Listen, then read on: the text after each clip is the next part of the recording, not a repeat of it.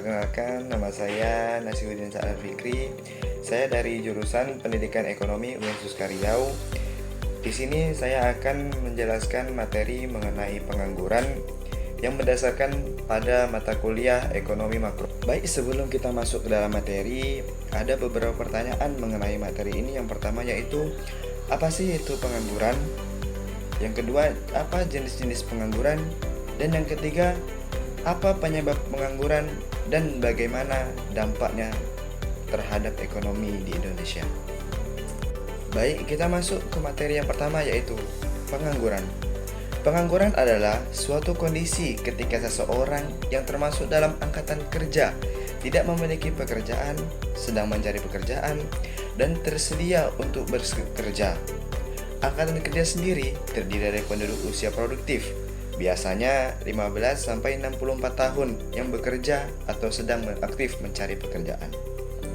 Pengangguran merupakan salah satu indikator penting dalam mengukur kondisi perekonomian suatu negara. Tingkat pengangguran yang tinggi menunjukkan bahwa ekonomi sedang tidak berjalan secara optimal. Baik, kita masuk ke dalam materi yang kedua yaitu jenis-jenis pengangguran. Yang pertama, pengangguran dapat dibagi dalam beberapa jenis, antara lain yaitu pengangguran terbuka, pengangguran terselubung, pengangguran musiman, dan pengangguran friksional, serta pengangguran struktural. Pertama yaitu pengangguran terbuka.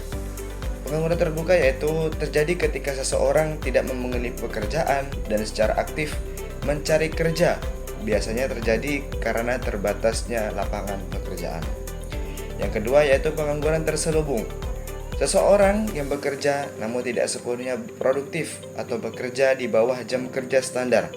Misalnya, dalam sektor pertanian, 5 orang bekerja di lahan yang hanya membutuhkan 2 orang. Yang ketiga yaitu pengangguran musiman. Terjadi ketika akibat perubahan musim atau waktu tertentu.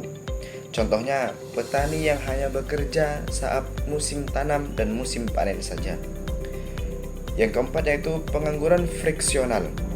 Pengangguran friksional ini terjadi karena adanya jeda waktu antara berhenti dari pekerjaan lama dan mendapatkan pekerjaan baru meskipun tersedia pekerjaan. Yang kelima yaitu pengangguran struktural.